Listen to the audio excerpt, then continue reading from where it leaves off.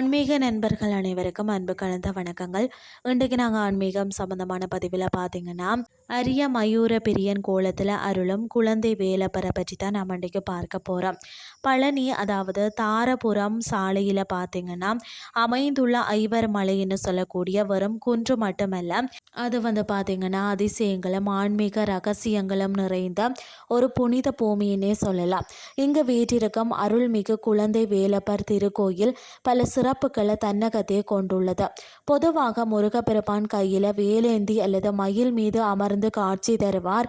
ஆனால் இங்கு முருகப்பெருமான் தோகை விரித்தாடும் மயிலின் கழுத்தை தனது இடக்கையால் அன்போடு அணைத்தபடி வலக்கையை இடுப்புல வைத்து கம்பீரமாக காட்சி தருகிறார். பாதத்தருகே பாம்பு இருப்பதும் ஒரு தனி சிறப்பு. இந்த அழகிய கோலத்தையே பார்த்தீங்கன்னா மயூர பிரியன் என்று அழைக்கிறார்கள். அலங்கார நேரத்தில் இந்த முழு உருவத்தையும் பார்க்க முடியாத அபிஷேக நேரத்தில் மட்டுமே முருகனின் இந்த அபூர்வ திருவுருவத்தை முழுமையாக தரிசிக்க முடியும் என்பது தான் குறிப்பிடத்தக்க ஒரு விஷயமாக இருக்கிறது. அது மட்டும் இல்லாமல் பார்த்தீங்கன்னா இந்த தலத்தின் பிற வியக்கத்தக்க சிறப்புகள் பார்த்தீங்கன்னா, மேற்கு நோக்கிய சந்நிதி. முருகர் கோயில் பெரும்பாலும் கிழக்கு நோக்கிய இருக்கும். ஆனால் இது அரிய அமைப்பாக மேற்கு நோக்கி அமைந்துள்ளது. வட்ட வடிவில் நவக்கிரகங்கள். பொதுவாக நவக்கிரகங்கள் சதுர வடிவில் தான் இருக்கும். ஆனால் இங்கு வட்ட வடிவில் தான் அமைந்திருப்பது மிகவும் அரிதானது. மற்றது இந்த மலையில் காணப்படக்கூடிய சமணர் கால கல்வெட்டுக்கள், குகைகள் மற்றது சமண படுக்கைகள் இந்த இடம் பல நூற்றாண்டுகள் பழமையானது என்பதை பறைசாற்றுகிறது. ஐவர் மலையில் உள்ள வள்ளலார் ஜோதிட மண்டபத்தில் சுமார் 150 ஆண்டுகளாக அணையாமல் எரியும் அடுப்பு பக்தர்களை வியப்பில் ஆழ்த்துகிறது.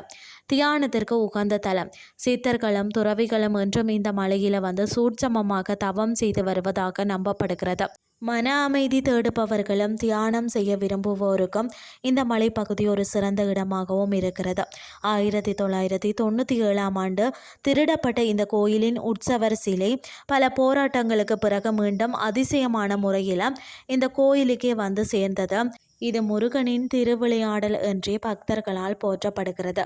வெற்றியை தரும் வேல் முருகனை இந்த தனித்துவமான கோலத்தில் ஒரு முறையாவது நேரில் தரிசித்து பலன் பெறுங்கள்னு சொல்லி கூறிக்கொண்டு இன்றைய ஆன்மீகம் சார்ந்த பதிவை நிறைவு செய்து கொள்கிறேன். இதே மாதிரி மற்றொரு ஆன்மீகம் சார்ந்த பதிவோடு உங்களை சந்திக்கிறேன். நன்றி.